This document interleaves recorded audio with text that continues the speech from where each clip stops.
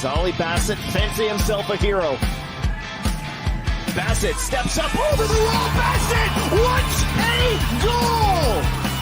What a finish that was. Struck it perfectly. It will be Escalante! Goal! Cavalry!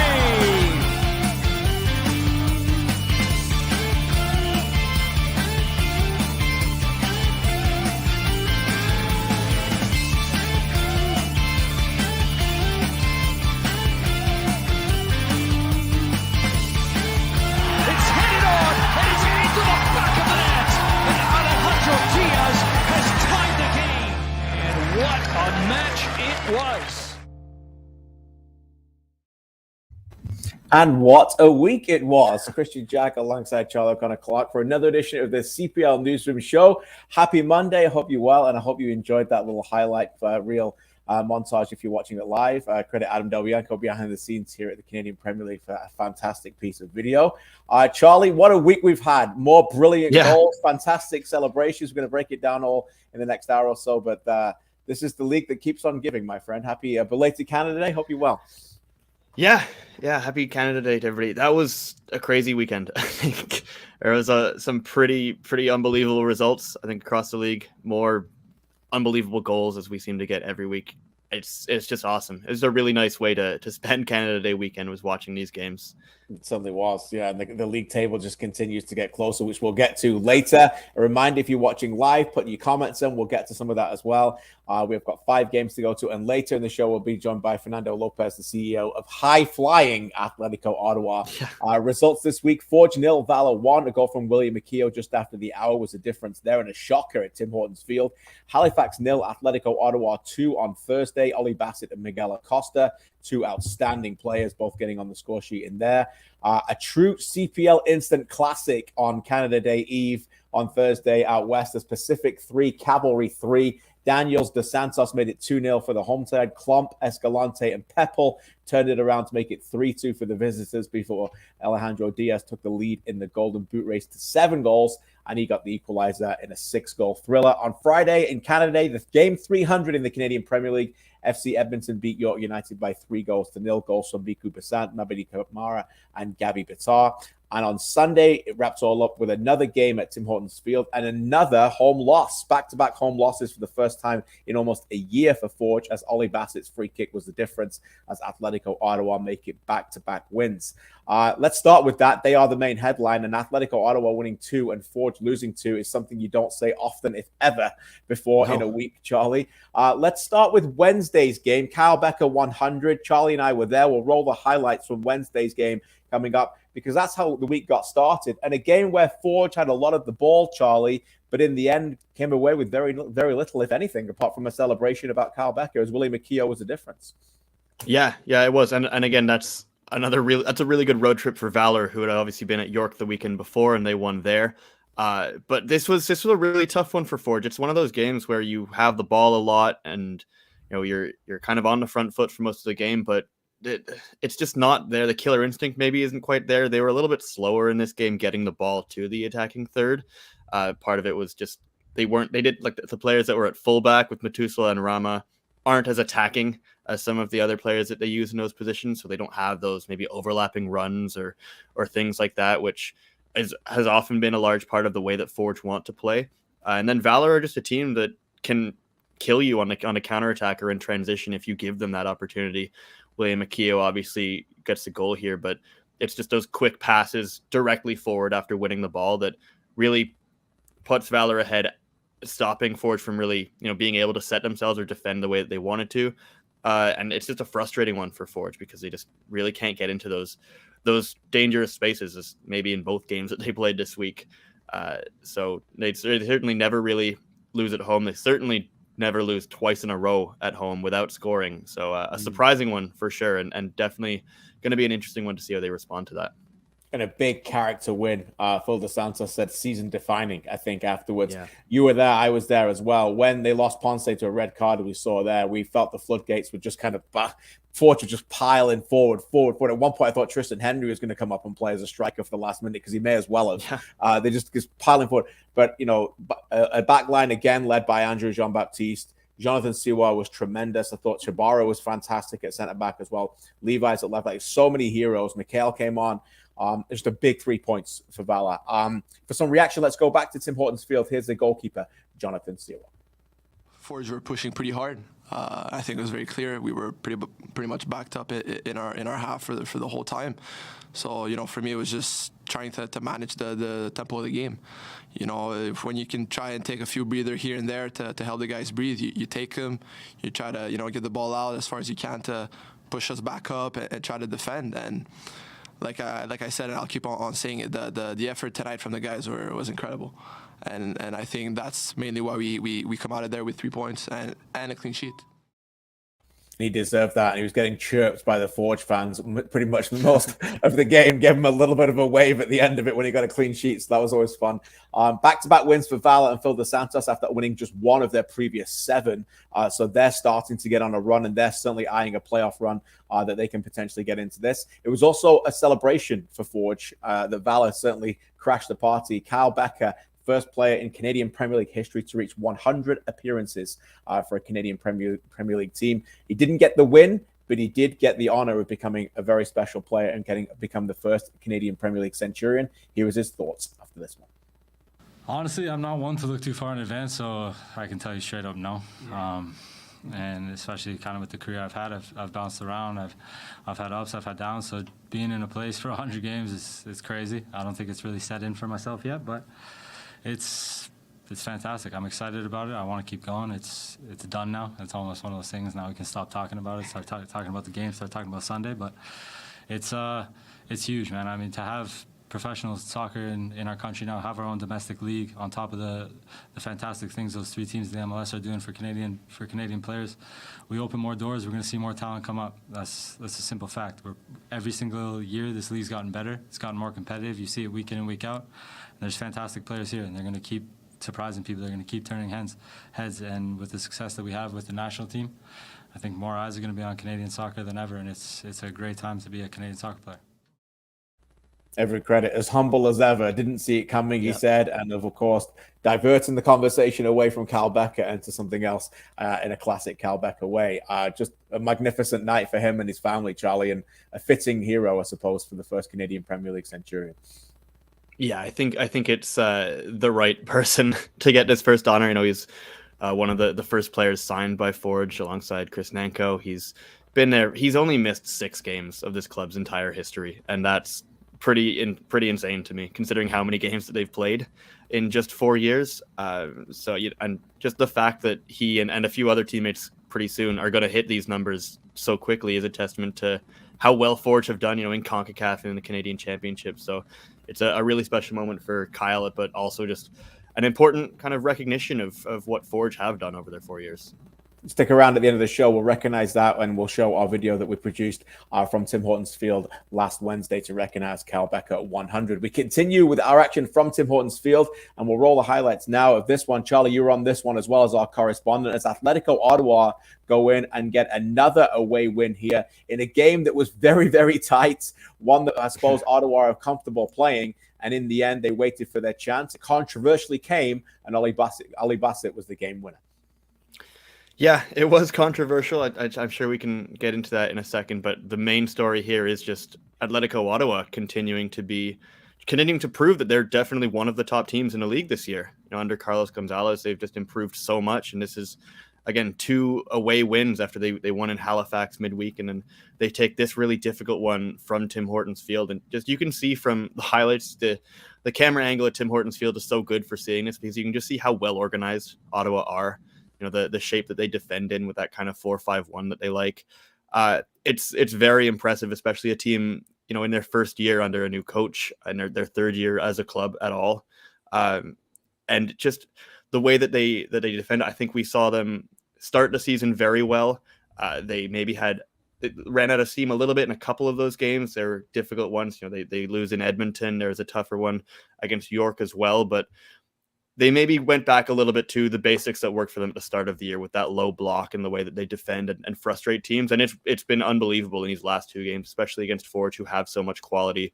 You just need that individual moment like Ollie Bassett gave us there to get that result and put it over the edge. Obviously controversial, yes, with the guy standing in the wall, Malcolm Shaw. And we can get into that if we want, but at the end of the day, Ottawa, 3 points, 3 massive points in one of the most difficult places in the league to play. More on Ottawa in a second. You're right. It wasn't a goal that should have been kept. It should have been allowed. That's the facts are there. It's clear. It is. You can't dispute it, right? You can't dispute the fact that Malcolm Shaw is in a position where he shouldn't be standing in the wall. And to be fair, it didn't come as a shock to Forge. It was almost like they knew that the goal, if he kicks it, should be disallowed. It's almost like they let it happen. Because the moment the ball went in the net, the players reacted, and you saw it live as well. The players reacted and pointed straight away. So they're like, all right, you can stand there all you want, mate. Like, if I'm defending that wall, I'm letting him go. He's not where he's not to be, but I'm not telling him. You're expecting that if it does go in, the referee's going to see it and pull it back. That's the rules. That's the laws of the game, right? If I'm standing in that wall and he's standing right there, I'm not pushing him out, by the way. I'll be like, okay, I'm not going to tell you. If the ball goes in, we just get a free kick. It's your error. So they knew already, and then they pointed it out. So it didn't go their way. Having said that, Ottawa, fantastic strike by Ollie Bassett. Again, a player who's become one of the stars in the Canadian Premier League in 2022. Unbelievable player, box to box, player of the month in May, and has been a fantastic signing. We'll talk to Fernando Lopez about that very shortly. With more on reaction from this game, let's go back to Tim Hortons Field and thoughts of the head coach of Forge FC. Here's Bobby Sminiotis. Always in these moments, we talk about a simple thing. Do we continue on the path that gives us success, or do we change that? We want to be on the field, and we want to play football. We want to entertain. We've got 4,000 fans showing up here, paying some good money to come watch these games. People watching on One Soccer. I think we owe it to everyone to be who we are, to express ourselves on the field, and to do that. And I tell you guys, and I always say this: it's the toughest thing to do in football. The easy thing is sometimes to sit back and wait for your 1 or 2 chances. It's kind of it's not my motto. I'm not against it because it brings success to a lot of teams in this league and across the world. But for us, it's continue on the path because those are the 2 options you have. You continue playing, sticking to your principles, or you go away from it. But when you go away from it, I think that gets a little bit boring. Interesting stuff from Bobby. You can see where he's going. Obviously, he's not the team that's going to go and be defensive on that one. No. But back-to-back losses at home for them. So an interesting one. Let's get some thoughts from the Ottawa camp on this one as well. This was a fantastic performance by them, Charlie, though. Ultimately, defensively, they go into play. They're not worried at all about who they play in the Canadian Premier League this season. Not one opponent can intimidate them anymore, and they've shown it no matter where they go or where they're asked that they're going to be ready to play against that opponent. Yeah, absolutely. They don't fear anybody, and they're very confident in the way that they're able to play. There are various different ways they're able to go at a team. There are some games where they're opening up a little bit more, and some games where all you have to do is make sure you hold that compact shape and you stay defensively sound, because that the moment can come. It's just about patience, right? And they're very comfortable defending against any team, any player in this entire CPL. And it's been really, really impressive how well organized and structured and in sync this team is with the way that they hold those lines. They press when necessary. Sometimes they back off a little. They're not really that worried if you do get into their half, you have the ball, because they know that they're probably going to be able to keep you out of the most dangerous areas. So at the end of the day, it's generally just very, very comfortable the way that they can defend. And it's not to say that Forge didn't have chances in this game. They had a few, and a couple of those moments that they definitely would have wanted to finish a little bit better. I think Terran Campbell was a little frustrated with a few of them, and Abu Sissoko as well. But at the end of the day, there's so much credit belongs to Ottawa for the way that they can defend and really frustrate teams, because it's just got to be so annoying to play against a team that can do that to you. Well, frustration's a good word. And at the end of the day, Forge have the best resume in the Canadian Premier League. So when you can stop a team like that not having a shot on target, playing in their own stadium, you're doing something right. The stats back it up, by the way. Here's some stats. Ottawa won 6 games last season. They've won 7 already this season. Ottawa never won any back-to-back games.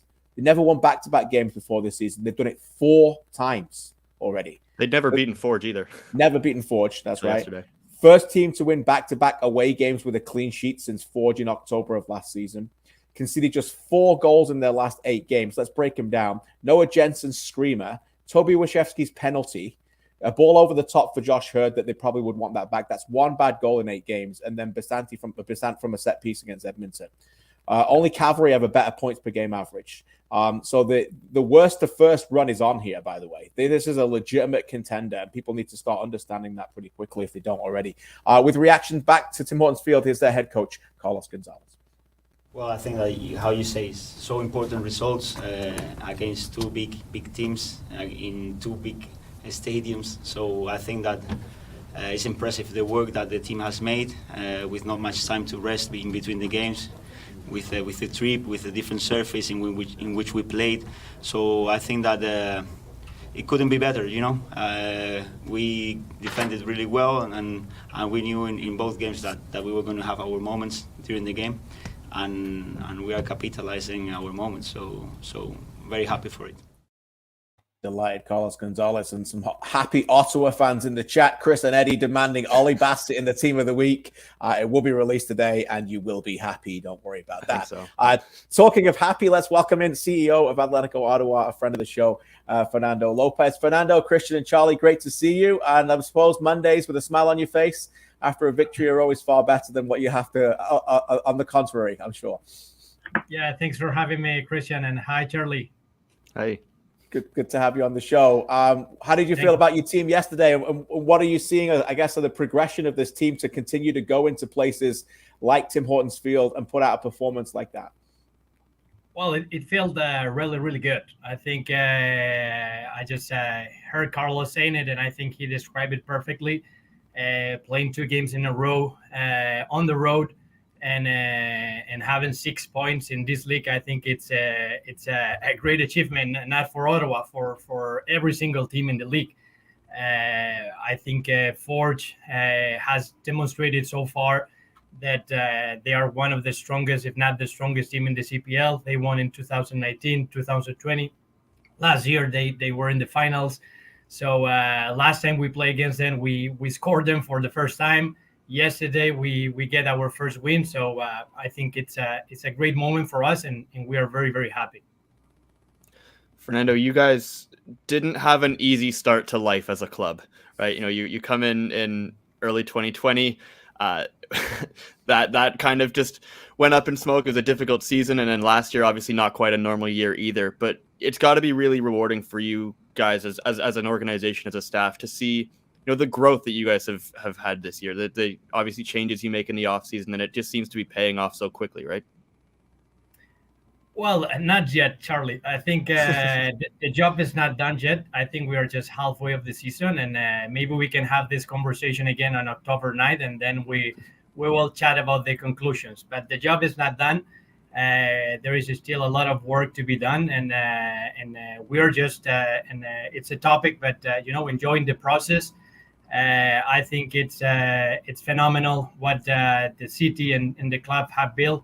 We need to remind that this team finished last year, and right now they are battling on the top with the teams that have been established in this country for many years before the Ottawa, like the Cavalries, the Forgers, the Pacifics, and the rest of them. So I think it's remarkable what this organization is doing, and we are all pretty proud of it. Fernando, last month we had Carlos on as a guest on the show, and he's been a tremendous addition to our league and obviously taking the IQ level up higher at your club. You've known him obviously because of the Atletico Madrid connection, but now you get to work with him on a daily basis. What have you learned more about having Carlos in that environment? Well, I think it's very clear that, we have a lot of discipline. You can see from the tactical point of view, yesterday was a master class of a tactical game. We have been defending really, really well. It's something that last year, for example, we were lacking. We were conceding a lot of goals, a lot of penalties, a lot of ghosts in the team that this year they disappear. And that talks a lot about the work of this technical team, about Carlos. and about the rest of the players and how they are committed with Carlos is trying to implement in the team and their leadership.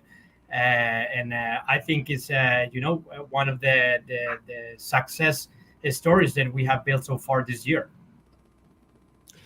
Yeah, you talk about kind of the discipline and the structure and the tactics of this club, and it has been very impressive this year, especially under Carlos. And it feels maybe right to me that a club in Atletico colors can play like this and be so well structured. Just how important was it to you guys in the offseason and preseason to just create this kind of identity under Carlos and the way that you guys wanted to play this year? Well, the reality is that we haven't had too much time because this team was reunited for the first time in March, by the end of March. So it seems like we have been together, for years, but it's not. Carlos literally just jumped up from one job to the other. We have half of the squad, which is literally new to the city, to the league, again, I think it's remarkable what this team is achieving. And that only happens with hard work, with sacrifice, with a lot of effort, with a lot of humility. I can see these guys working here every single day, and they are really working hard. You can tell, and it's not a coincidence. And again, I don't like to talk right now because we are literally very early in the season, but I'm glad that they are having some results and that we are having some results because the teams deserve it. I guess the CEO of Atletico Ottawa, Fernando Lopez. In the last 8 games, your team has got 17 points. That's tied with Cavalry, who are in the best run since they started. So, you guys are the best 2 teams in the last 2 months of the league. A lot of that has been inspired by Player of the Month award winner in May, Ollie Bassett, who was your game winner again yesterday. Ollie, we saw last year playing at Pacific. He got a chance to play almost as a 6 in the bubble and then was a box-to-box midfielder for Pacific, but was in and out of the team as they went on to win a championship. How much have you enjoyed having Ollie in, and has he even surpassed your expectations about bringing him in to be a true difference maker at your club? Well, I think Ollie has been fantastic, and I think he's playing on a position that he really feels comfortable. And I think that maybe what he's having this year that last year he didn't have is some consistency, playing regularly in the same position and understanding what the coach demands from him. And I think he's carrying the team, and not only him. I think this is a team effort, a teamwork. When a player is performing well, of course, he deserves a lot of credit, but I think this is a team thing. All together, supporting the same cause, supporting the same philosophy. And yesterday was, I think, a magic set piece. Hats off, and he put it in the net. And I'm very happy for him because he's having a hell of a season. He certainly is. Fernando, I maybe want to ask more broadly about kind of the players that you brought in during the offseason, because you mentioned there's a lot of new guys to this team, new players to the league, but also there seemed to be, at least there was one day when it seemed like you guys signed like 4 or 5 players that had been in the CPL with other teams, Nathan Ingham and Max Tissot and Kevin Alleman, and obviously Ollie Bassett as well. Was it important to you guys to bring in players with experience who kind of knew the level or knew the city and things like that? Yeah, absolutely. I think one of the keys of this team is that we have some veteran players, some loud voices in the locker room that knew this league since the beginning. And it was very important for us to transmit that knowledge. And maybe that was something that it was lacking at the first year, that you guys know that we literally had no time to do a proper scouting to build the team. Yeah. I think this was the first winter, and I said many times that the entire Atletico Ottawa organization has been in Canada, and we have had the time to talk to agents, talk to players, explain them about the project, about what we wanted to do here, and I think that they believe in us, they believe in our project and what we were trying to achieve. And we want to become the best soccer team in the country. We know that it's going to be a difficult and a very, very complicated task, but we are, very ambitious, very excited, and step by step, this is where we want to go. Fernando, you talk about your aspirations and dreams becoming the best club in this country. on the field, it takes a lot, but off the field, it takes a lot, right? Obviously, bigger fan base, all that people are, how has that become, during this run? What have you noticed in the fans and in terms of the capacity coming in and the crowd? I think the next 4 of the 5 games you play at home as well, and the other one is in Ontario as well, and you travel well with away fans for that. So this run must be galvanizing your fan base, and we see them all the time in the chat here. How excited have you seen the fan base during this run? Well, to me, it's very special, and I told this to everyone. When I see people just wearing our colors coming to the stadium on Bank Street, that makes me have a lot of goosebumps. It's an unbelievable feeling, and you can tell that our fan base have been there since the beginning. Last year we were a losing team. This year we are a more winning team so far. And they have been there. They keep being supporting. The ambience at the Dub, as we call it, is phenomenal. It's electric. They are really driving us every game at home, and I think it's one of the greatest things that we have built. The supporters section is amazing. We are having a very, very decent average crowds every single game. We played 3 games in April, which in Ottawa it's a little bit challenging, and it was cold, but the supporters and the support of the city was there. So we are very happy, and I see a very bright future for us and the community aspect as well. Yeah, that atmosphere in the stadium has been amazing, even since last year when you guys played your first couple home games. But it's got to be nice for you guys to be able to give that back a little bit with winning some games and having some memorable results, right? Yeah, I agree. I think they deserve some rewards. It's easy to be happy, and to support a team that is on the top of the table and that is winning. And I think they deserve that because they have been phenomenal since the first day. Again, their support has been really remarkable. And I think that we just need to keep working hard, keep conversations with them, and keep building this culture. Now that we have the chance to be present, to be here with them, and that's what we're going to do for the remainder of the season. Hopefully for the playoffs, and why not? Having a winning team for the years to come. A reminder: the best 2 teams in the Canadian Premier League for 2 months is Atletico Ottawa and Cavalry, and guess what? They meet this weekend in Ottawa. So go out, buy your tickets, go support the club, and go watch one of the best games in the Canadian Premier League this weekend. It'll be fantastic. Fernando, congratulations to you, JD, and all the team, and then continue to put together a great squad. We'll have you on again. And again, thanks for this. Thank you so much. We'll chat again in October, okay? Okay, appreciate Absolutely. it. Thanks again for that. We'll chat in October when obviously he's talking about maybe getting in the playoffs, Charlie. But the league is just far better for having Atletico Ottawa performing at this level. We read out some of their stats. Yeah. This has been coming. We didn't get to this with Fernando. The other thing we should mention is this team got beat 6-1 at home by Valor and never, ever affected them. The confidence was, they were back on the training pitch the next day, stuck to the system, and even Phil DeSantos, who guested last week with us, said that 6-1 was an aberration for their team, and it certainly has proved that way for Ottawa as well. Absolutely.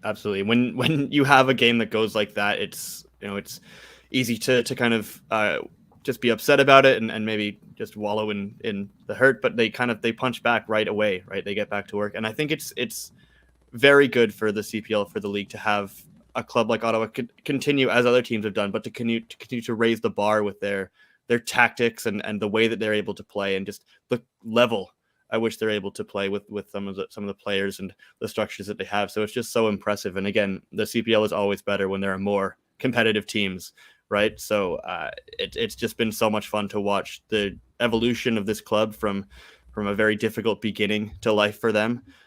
So it's certainly impressive, and I think it'll be a very entertaining race down the stretch with all of these teams involved. Let's bring in Mitchell Tierney, our very own Mitchell, who was on the game in Halifax as well. Let's continue a little bit of Ottawa love here before we move on to other stuff, because this has been a historic week for them. Mitch, I know you're on their game earlier this week in Halifax as well. Let's re-roll the highlights for that. How impressive have they been for you, and what stood out for you when you're covering games of Atletico Ottawa at the moment? Yeah, I think especially in a road game like this, I think they're a team just so well suited for road games, because I mean, it was something that Stephen Hart mentioned in his pre-match press conference, and I think it perfectly played out in this game. Like, they're just so patient. They wait for you to make that one mistake. And as we're seeing on screen right now, if you're watching this show, here's their one mistake. They take down Balu Tabla in this match and then immediately score. Ollie Bassett does on the free kick before Halifax has any opportunity to reorganize with 10 men. So I think they have just this style that's so conducive to playing wherever the game is played, whether that's at home or on the road. And now they have those difference makers like Bassett, like a Tabla, like Malcolm Shaw, who can go out there and make that one moment that they really need. I mean, they had 2 shots against Halifax. They scored on both. They have 1 shot against Forge. They score on that one. That kind of ability to convert on those low moments, especially when you're as defensively solid as Ottawa, is just such a recipe for success.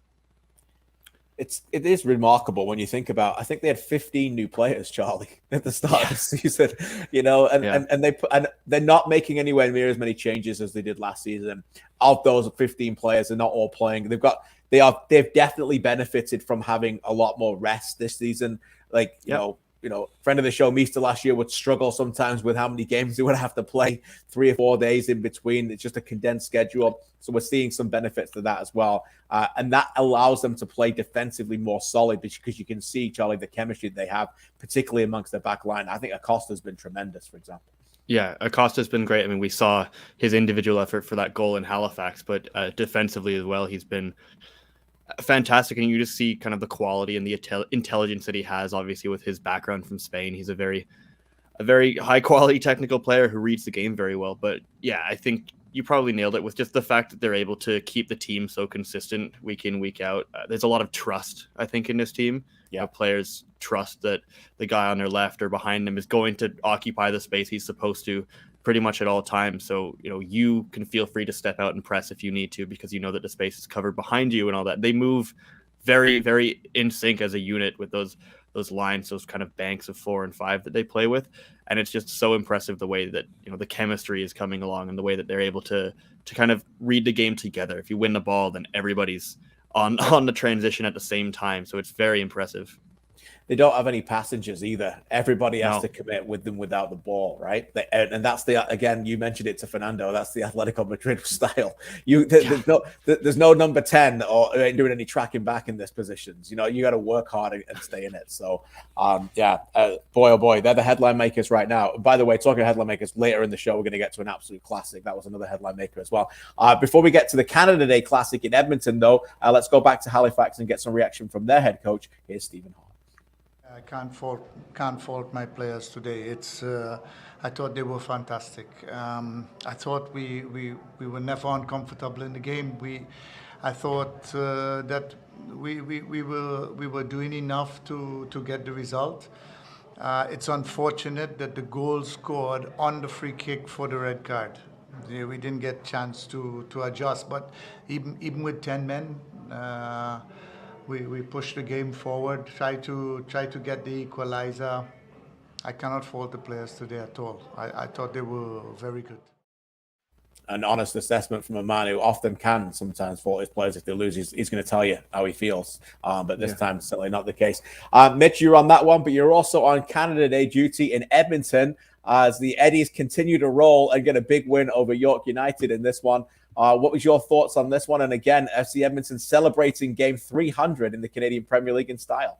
Yeah, celebrating, I think the key word, because there was so much to celebrate for Edmonton in this match, and that hasn't always been the case this season. You know, I think this was the 6th time where they've gone up in a match, and this was only the 2nd time they've been able to hang on to that. But not only that, they were able to build on it in this match as well. And there's a big moment, I think, in the first half where Wes Timoteo, he misses a penalty against Gianluca Catalano, who's the emergency goalie for York. And that's such a moment where it felt like the match could completely turn. It felt like that was one of those moments where, you know, this guy comes in, makes a penalty save, and oh, here we go again for Edmonton. York's going to come back. But no, they just kept digging deep. And Alan Koch was saying at halftime, Timoteo came in and tried to, you know, apologize for making that, missing that penalty. And every player in the dressing room was like, no, listen, like, we've got this game. Don't worry about it, Wes. You're playing incredibly well. Keep going. And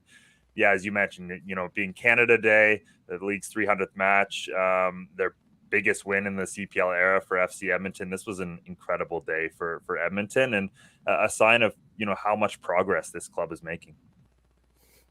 Yeah, Wes Timoteo apologizes, and then he comes in and he's basically the best player on the pitch for the rest of the match.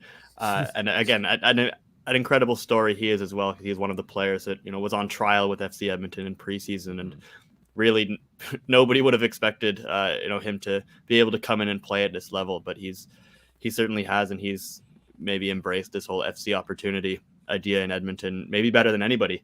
But it's just a great day for Edmonton, right, Mitch? Yeah, absolutely was. And as you said, Timoteo, just a top performance from him. He's one of those players that, especially on an Edmonton side, who have now scored in 8 straight matches, which is huge for them offensively. Yeah. He's that key playmaker where from crosses, from corner kicks, he has some excellent deliveries that we saw again in this match. And one of the things that Master Castro talked about in this game is Edmonton knows during their style they have to earn their offensive opportunities. And I think we saw that on the third goal where Timoteo loses the ball in the box, but then he just keeps on hounding Jordan Wilson, takes the ball off of him, and is able to turn that into a goal. So, an incredible season from him so far, and a player who continues to develop and flourish before our eyes. And you mentioned the trialist thing. I think everyone should go read your piece over at CanPL.ca on Edmonton, because it is excellent, and there's a lot of good stories in there, and that is one of them. So everyone make sure to go check out that as well. Yeah, it's a great plug, because Charlie's piece is great. Very well done, man. Very thorough. And, I think it was a piece that needed to be written. I know there's a couple of things on One Soccer as well recently about them. So they're starting to get the kind of love they need. But this is as unique as a football story the world can see, really. For them to be able to turn over 21 or 23 players for the new season, go through what they go through. Alan Koch not sure what kind of players he's going to have, and go through that. So Charlie documents that very well. Mitchell, you talk about Master Catcher there. He was obviously excellent in this one. Let's go back to Edmonton and Clark Stadium and reaction from Master Catcher. It is tough. Sometimes we've been through very tough moments, but I think the staff works incredibly hard as much as the players. So I think we deserve this win. We've been working very hard. The group is progressing very, very well. So it's something that we earned today. I talked earlier about the league table, and I'll share that with you again later in a minute. Over the last 8 games, FC Edmonton now has more wins than Pacific in the last 8 games. Think about that. The champs and FC Edmonton have more wins. They've won 2 out of the last 3, and Pacific have won 1 out of the last 8. With that, more reaction on this. A delighted Alan Koch. I think it was probably our best performance of the season. It wasn't perfect, but it's a good reward for the guys. They've showed a lot of progression. I think we show that we're organized defensively, but I think today we show we can actually possess the ball and go create some opportunities. I think we could have scored a few more goals, to be quite honest. So very, very happy for the group on a special day. It's Canada Day. I'm an immigrant to this country like many people. So it is a very special day, and to celebrate with 3 points, also in the 300th game in a new league, is something very, very special for our entire group. Very well said. Mitch, you put it in your piece about progression, and I think that's worth talking about, because the way that they continue to move forward is really interesting. No, they won a game where they should have won a game against Ottawa. They did really well. It was 1-0. Now they've gone to another level, and they just keep finding different ways to progress and improve going forward. And I think that's really interesting, the way that they're doing. And that's got to be something that Alan Koch can be more positive about, the fact that he is seeing progression in performances, not just in outcomes. Yeah, and we've talked at length on this show about some of the disadvantages they have, and we spoke a bit earlier about Atletico Ottawa and all the turnover they've gone through. Well, it's even bigger in Edmonton, and they don't have some of the advantages that Ottawa has in terms of probably having the most put together preseason in any Canadian Premier League club. So they've had to really learn on the fly here, and a lot of trialists, a lot of new players who have never played together before, and it obviously has taken some time to come together, but you're starting to really see some chemistry form here, and a nice style. Like Koch said, they're starting to show organization defensively, but the counterattack is really starting to be lethal for them. We saw it against Cavalry the week before as well. They outshot Cavalry, which is something that is very rare at this point in the season because they are, such a good defensive team. And I think part of that as well, and you're seeing the progression in terms of the expectations for them. I know you spoke on this last week on the show, Christian, but Koch was not happy with that performance, even though, they, again, they took it to Cavalry at points during that game, but that shows that now there's a higher level of ambition where they really do believe. And now they have these reference matches to show that belief that they can play with pretty much anyone in this league. And it's a great story, and it's really starting to develop to where, they're turning some of these moments into massive results. Yeah, they certainly are. This is a massive one for them, and it's not just sitting back and hitting once or twice. They have 19 shots in this game. They got on the ball a little bit more, but again, 19 shots is not something that York very often gives up in a game. So maybe what of them? They are, I think, winless in 8 games in the CPL now. They've scored once in, I think it's 6 or 7 games. Just there's got to be some concerns here, right, Mitchell? Oh, a ton of concerns, because I think the week before against Valor, obviously they also shipped 3 goals. So, obviously the defensive stats are starting to not look so great as well. But in that match against Valor, it was close. They were in it for most of the match. Valor got 2 late goals because they opened up a little bit. This one, they really, really had limited opportunities going forward. They had a ton of turnovers in the middle of the park as Edmonton outworked them. I mean, if you look at the duels won in this match, it's heavily on Edmonton's side. It was really disappointing performance from them. Both Dom Zator and Martin Nash spoke after the game about just how disappointed they were in the overall performance from the side. And it is concerning. I mean, obviously they had some disadvantages. Catalano coming in is a goalie who trains with them, but still, I think you could tell at moments that he wasn't quite in sync with his back line, which is fair enough considering, he finds out he's playing in this match on a Wednesday leading in. But I think there's a lot to be concerned about. And honestly, the transfer window can't open soon enough for York in terms of those reinforcements to get in there. Yeah, a couple of reinforcements, and I'm hearing maybe another, maybe 1 or 2 coming as well. Boy, are they needed. You talk about it. His reaction from York United after this one on Canada Day, their loss in FC Edmonton. Here's their head coach, Martin Nash. We're sloppy. We turn the ball over simply too often. Gifted them 2 goals, in my opinion, completely. We showed them that exact set piece that they scored on, and we didn't deal with it. And they tried it again and almost scored again. So, it's a very frustrating day. I think for as a level-headed man as he is probably as despondent as we've seen him this season. And that's what happens when you're on a run that they're in. You mentioned it, just 1 goal in their last 8 games, and they are on fumes right now with healthy bodies that Martin Nash can rely on. Here's their captain. Here's Dominic Zittel. That's a tough one. I think there's many things that went wrong for us today. We maybe had a 10-15 minute spell early in the second half. I think if we were able to get something, it would have got us going. I think there's just too many errors from us, collectively, everyone on the team. It just wasn't good enough, and I think that's just something we have to put our heads down this week and kind of start figuring things out. Mitchell, a question for you. Scouting this team, is it simply down to the fact that they have just got only certain players they can rely on, or can that team learn something about these players now, even without the players that are out while you're watching them? Because I'm sure it cannot be easy knowing, even for their players like Zator, that quite frankly, if you concede a goal, you're probably not going to win. And if you concede a goal, you might even just lose because there's not many goals in the team at the moment.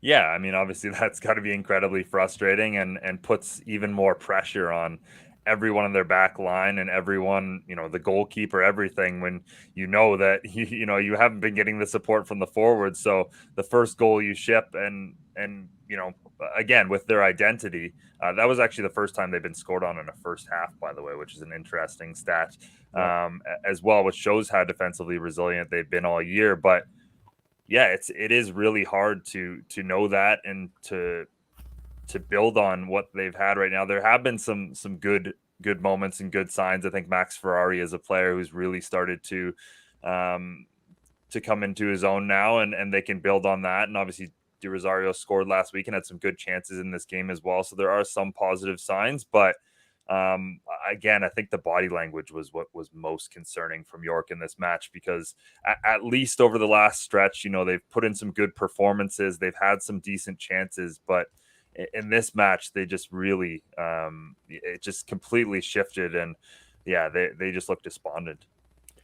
Yeah, in many ways, it feels uncharacteristic. You mentioned the kind of defensive solidity they've had. They've conceded 13 goals this year, and 6 of them are in their last 2 games. And I don't know, maybe running on fumes is the right way to put it, because they're just kind of giving away goals in ways that they don't normally. Right? They concede from set pieces, which is usually something that they're very good at defending. But Mitchell, how do you think that this kind of turns around? Is it just a matter of waiting for guys to get back in the team, getting some of these reinforcements in the transfer window, or is there something tangible or legitimate that needs to shift in the way they play?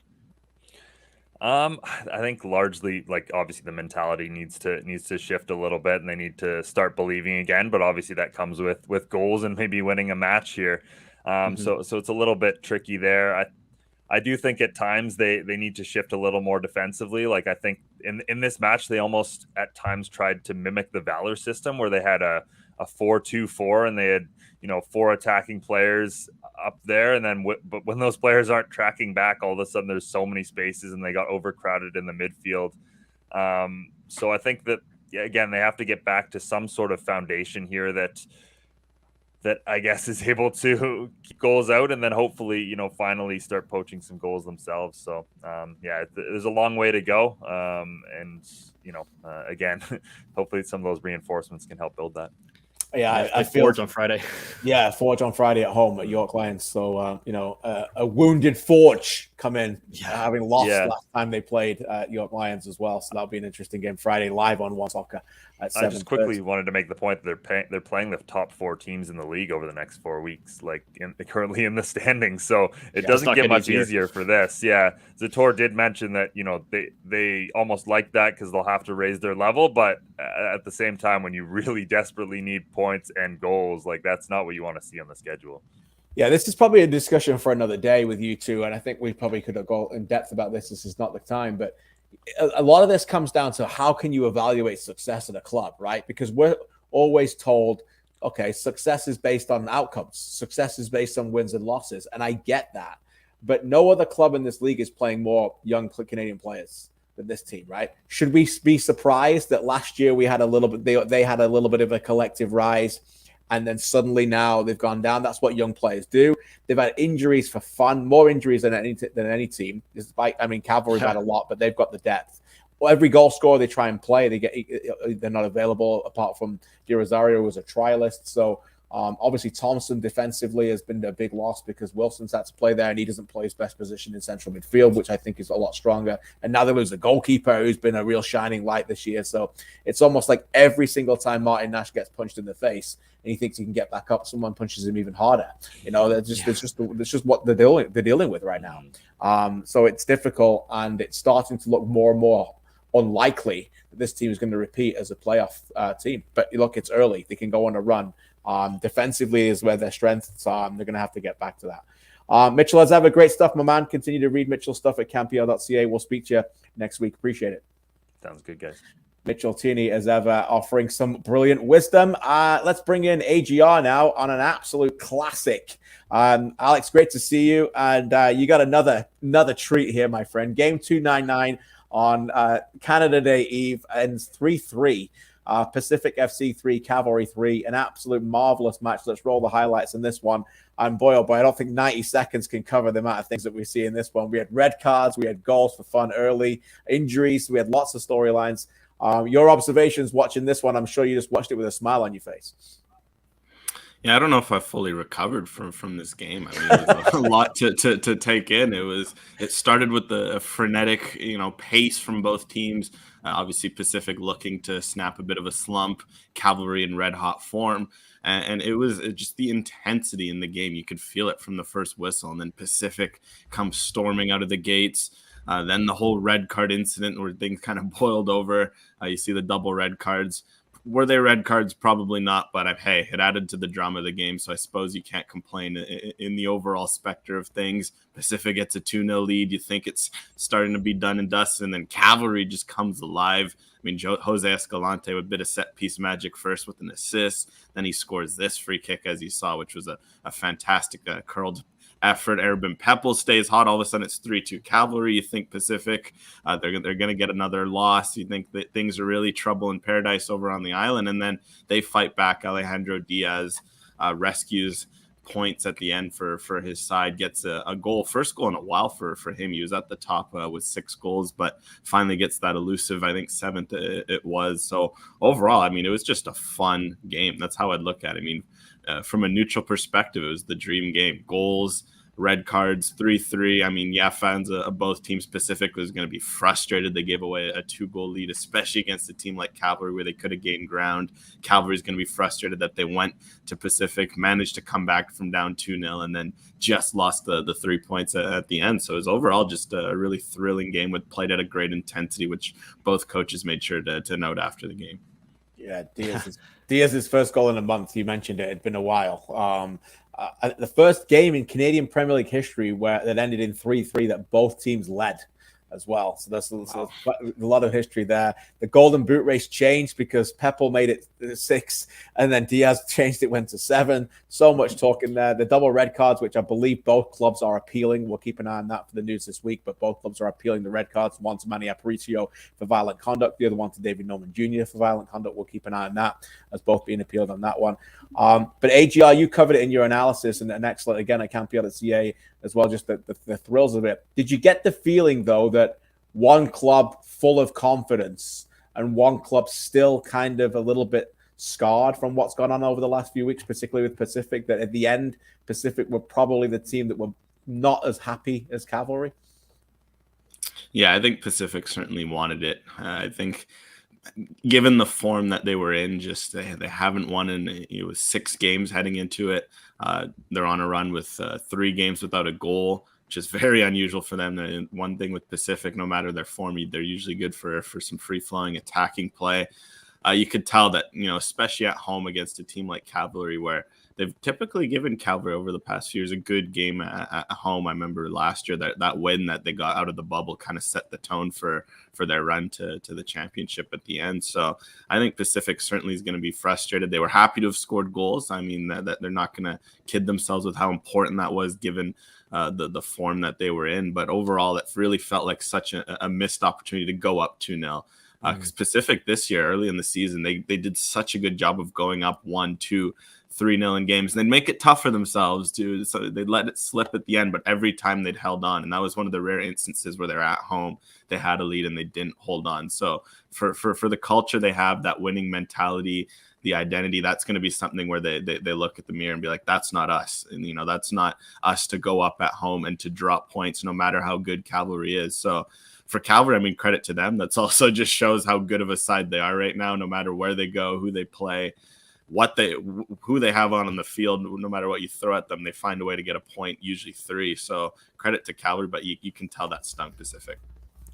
Yeah, this would have been a massive like form-changing result for Pacific if they'd been able to hold on.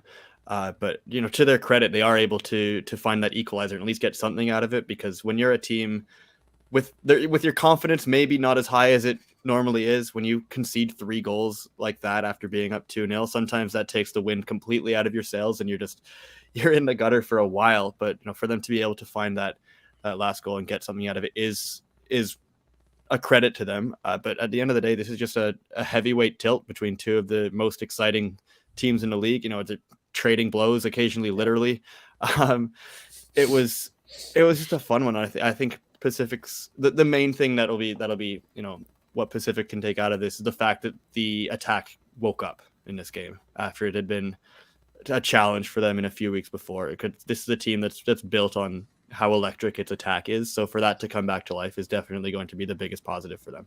and quite a different attack too. No, I mean Daniel started, he got the press, he started pressing, and he got the goal off Yao, and then obviously Dos Santos, no Bustos from the start. That was interesting. So a different kind of looking attack. So we'll keep an eye on that because depth, as we mentioned last week, is going to have to be much more better, far better for them.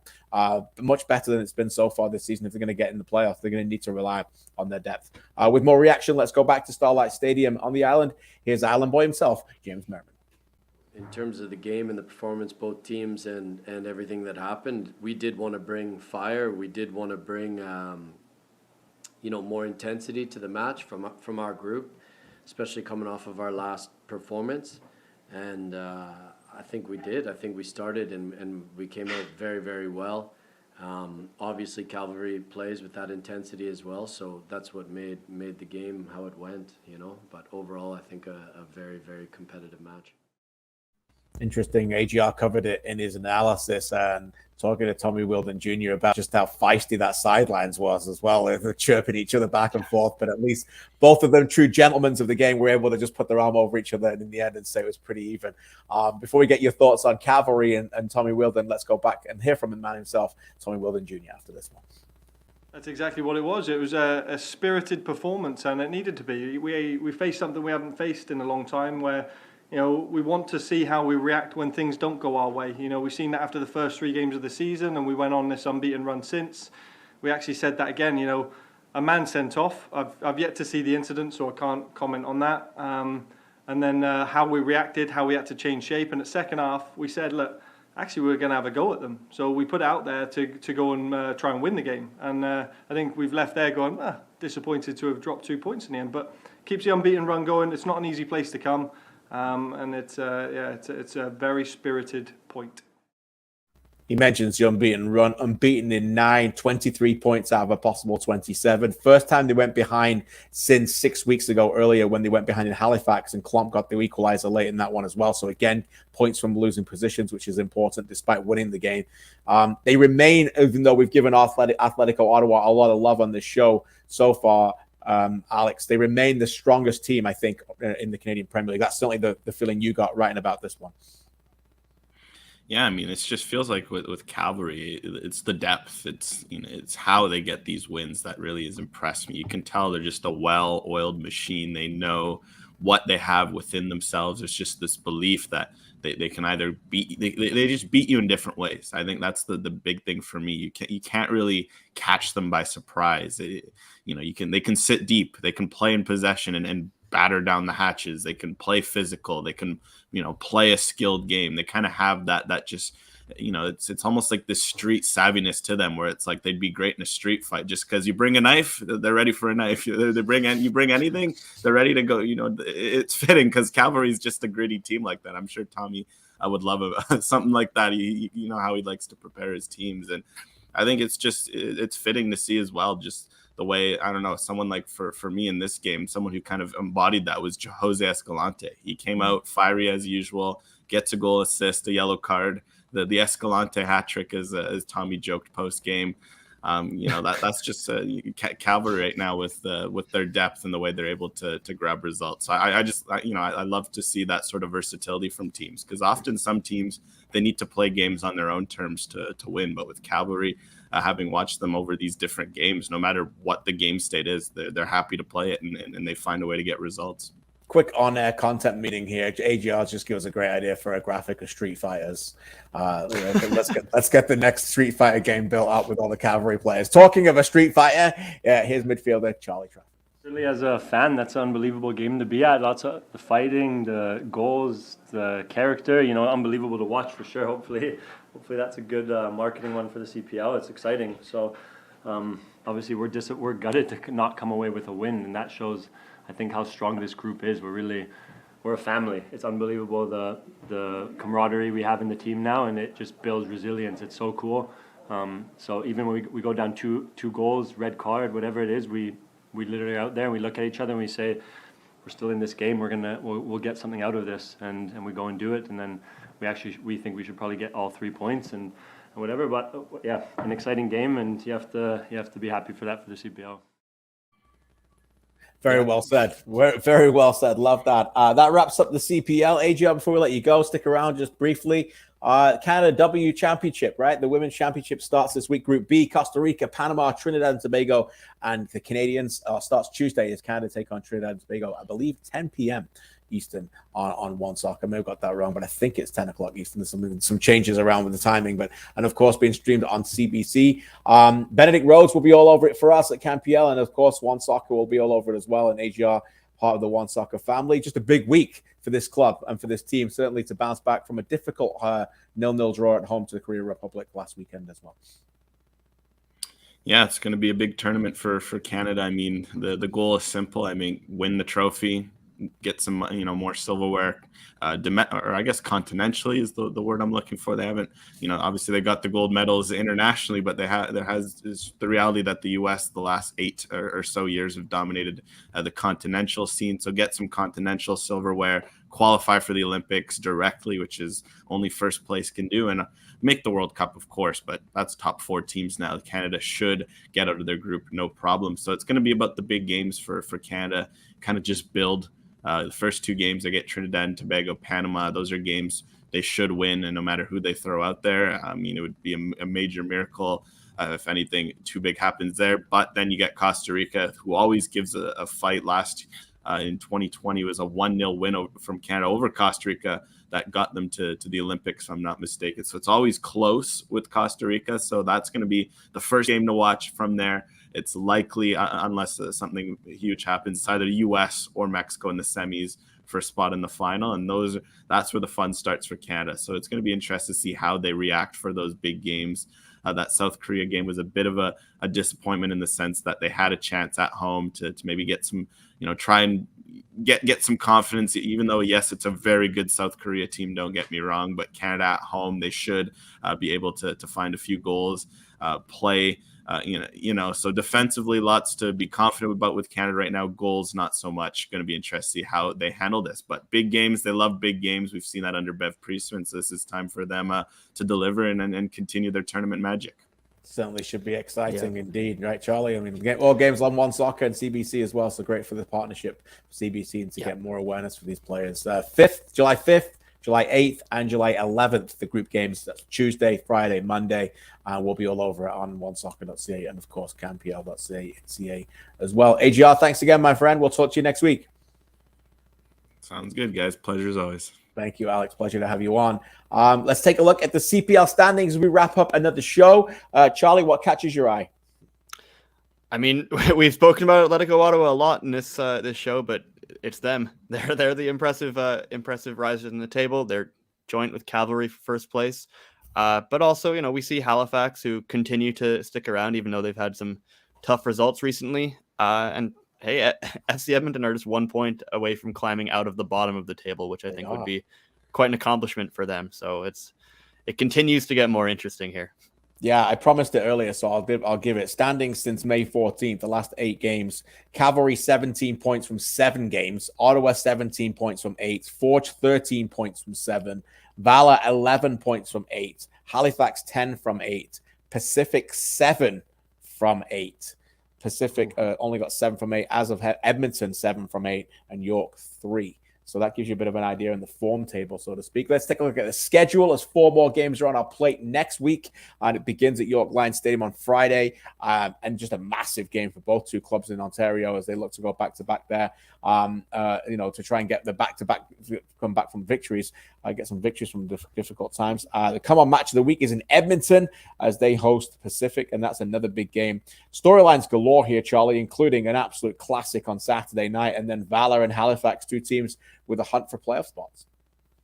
Yeah, there's definitely a lot of we might learn a little bit more after next weekend. That Valor Halifax game is an interesting one because I think both managers would probably go into that being like, we need a result in this game. Yes. But yeah, I think the maybe the marquee, the main event of the weekend is probably Ottawa hosting Cavalry, as just it's a game for first place. and it's going to be fascinating to see how that goes down. We're certainly going to learn a lot more. You mentioned that Bala-Halifax game. I think the last time those teams played the same fixture already this season, it ended in a pretty dull 0-0. I would certainly think this next one will be very different. Both teams will be certainly Halifax looking to build on their away victory at Pacific, and Valor to continue their winning streak as well. Okay, a reminder, today is the deadline for CPL Heritage Moment. You can go onto our website for more details, but you can create your own Canadian Premier League Heritage Moment and tell everybody about it. What was the most famous moment that you've had so far in the Canadian Premier League? And you have a chance to win tickets, jerseys, scarves, and coins. So check out our website for that. Again, thanks to Alexander Gangu-Ruzik, again to Mitchell Tierney, behind the scenes, Benedict Rhodes, Adam Delbienko, Charlie, my co-host, and of course, Fernando Lopez from Ottawa for joining us. If you missed it, you can check out our show, of course, on the podcast. But of course, it was a special week this week for Kyle Becker, who made it 100 appearances. So we end our show by saluting Forge captain Kyle Becker, who didn't get any points this week, but certainly got a lot of love. Have a good week, everybody. God bless. Enjoy the games, and we'll chat with you next week.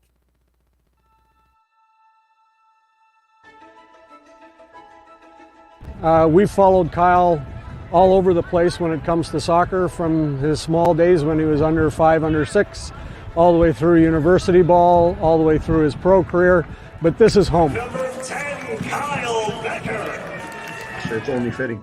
He's the face of this league as we started in 2019, and he's been the constant presence ever since. He's been along the whole way. He's been the captain of this team for 3 CPL finals, 2 championships, CONCACAF League runs, Champions League, Canadian Championship. I'm really happy about the fact that they're doing something for him and other Canadian kids playing this game. So it's fantastic. This is a club that's going to grow, and I think the Canadian Professional League will also grow, and we're very happy to be part of it. When I take a step back, maybe when I get home tonight and actually think about the gravity of the situation, like how far this club's come, the amount of games we've played in these short 3.5 seasons now, it's quite a feat. I'm lucky to do it. I think that's the reason I love this game so much. It's so much bigger than an individual. It's 11 on the field, the collective, the whole group coming together to achieve something special. And I think we've done that here in Hamilton. We had a long conversation yesterday. For him, it's not the thing that he would like to do, but I'm saying to him, smile, soak it in and enjoy it. Smile and have fun. You've earned it. It's really important because when you have players that come through the CPL and thrive here and really make an impact, you want to recognize that. There's going to be a lot of players that join this Century Club either in the near future or further down the line. Becker's teammate Alex Ashiniote Jonsson is going to be the next one, most likely if things go well. He's at 96 after this game here. A few teammates, Dom Samuel, Tristan Henry, David Chouanier will get there as well. And there's just players across the league that have devoted so much of their time and their careers to the CPL and this Canadian League that it's important to recognize that.